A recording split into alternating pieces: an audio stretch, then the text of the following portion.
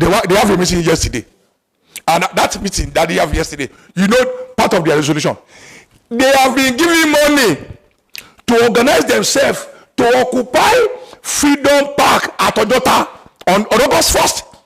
Whereas genuine protesters will be chased around the street in other locations. That is hypocrisy. And that is part of the madness. UREM took it upon itself to speak out. They are desecrating our custom and tradition. How can you unleash the Igbo court on people? For what? The Oro court on people. The same government. Balogun, I'm the national coordinator of Yoruba Revolutionary Movement. It's a group fighting for the self-determination and social emancipation of the Yoruba. It was an organization founded on November 21st, 1999. We have been on board for some time. We continue to agitate for the social, economic, and political well-being of mass of our people. Sorry, sir. Yeah, let's go.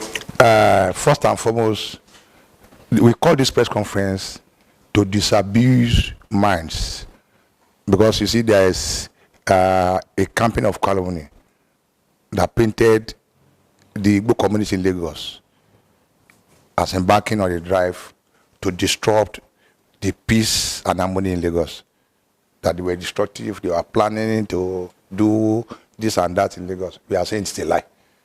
Just like the NSAS, something that they label them as being vandals. We are saying that Yorubas, we are ready for this protest because we are suffering. And we are saying that Yorubas will be part of this struggle. They were coming out en masse to ventilate their anger because of the suffering and hardship that is ongoing in Nigeria. So this press conference is majorly to address the fact that the national protest from August 1st to 10 is a collective thing. It cuts across religious, ethnic lines and political persuasions. That people were just tired. People were just saying enough is enough. People were saying that this is not a part with the government. You know, there's a social contrast between the mass of the people and any government that they elected into power. They were saying that, okay, represent us, so that at least you will be able to provide and improve our social well-being and ensure our security of life and property. All these things were lacking in Nigeria. And people were getting tired. It is getting worse and worse. The leaders live in affluence. Most of the people can barely sustain their family on 300 naira per day. Whereas the dogs, the pets of these leaders, they spent average of 50,000 naira on their pets on daily basis. And that's why we equally thrown at the recent wage increase that the supporters of President Tinubu were shouting all around. What Nigerian workers did and they demanded for is not an increase in wages. What they want is a living wage, a wage that can take them home.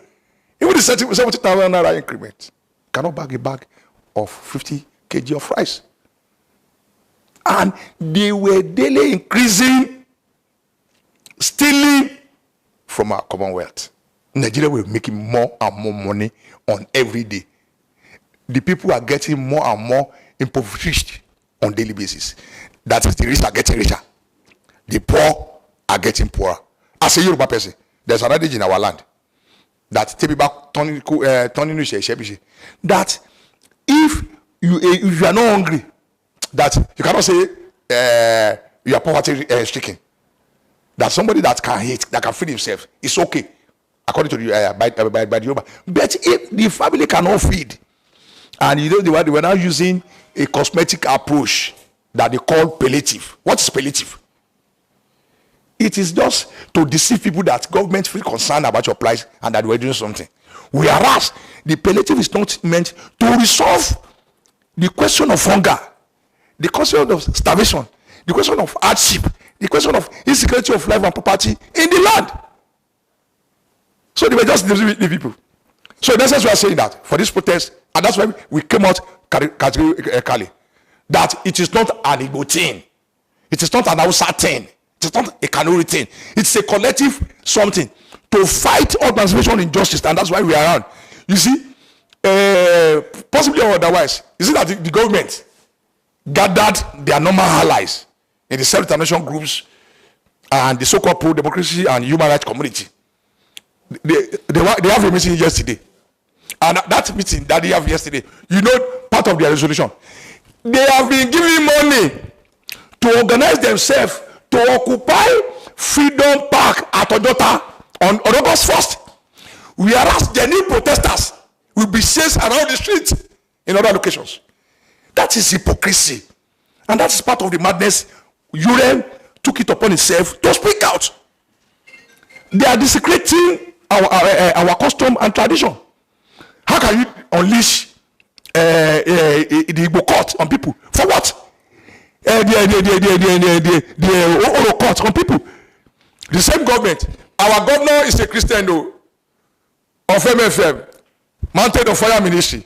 Yet he allowed the Oro court to impose a curfew, quote unquote curfew, on Lagosians. They tried that in 2023 towards the governorship election.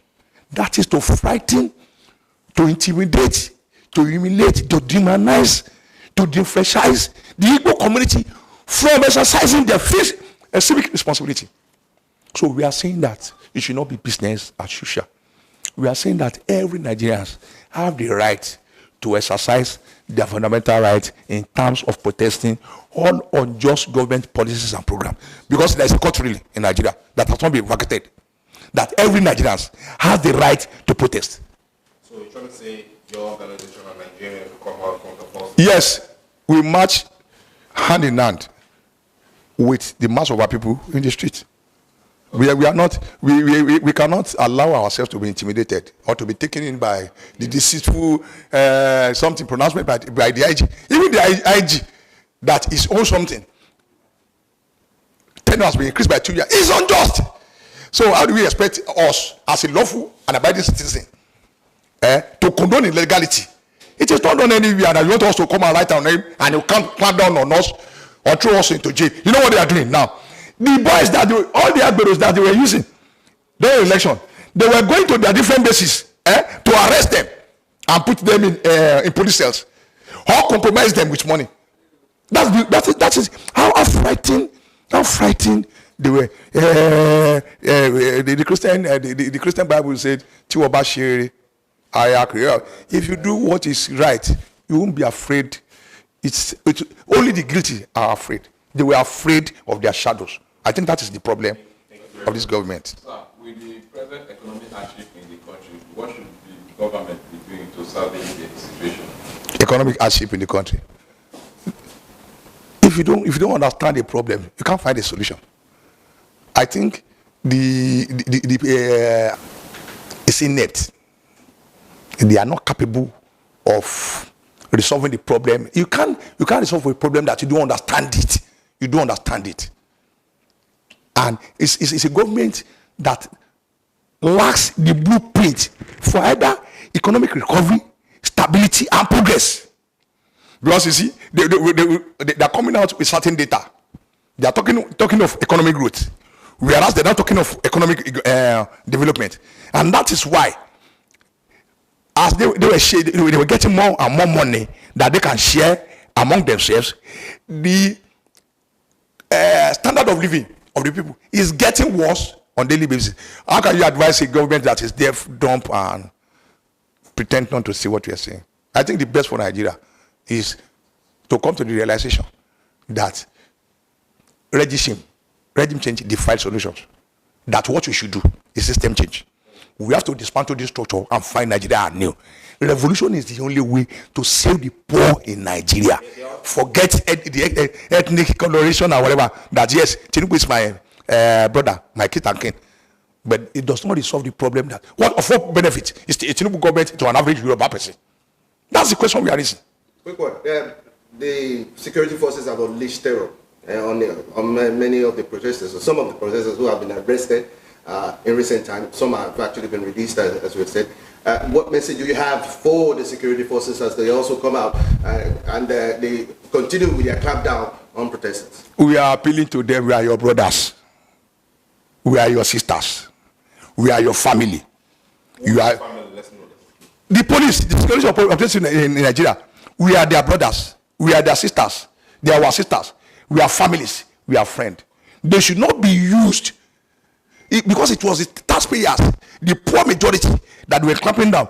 They are the ones that ensure that they are paying their salary. They should not be misused against us. It is for them to protect our life and property so that we will be useful to the Nigerian state. They should remember that they are feeling what we are feeling. We go to the same market. They were hungry. Their children too cannot afford fee. They do not. The generation of public education is how everybody were running to public schools, to private schools. Imagine a government. Those are the things. We are appealing to our security forces to have a deep reflection that a government that doled out 5 billion as student loan gave out 92 billion to those who go to Hajj. Of what economic benefit would that be to the Nigerian economy?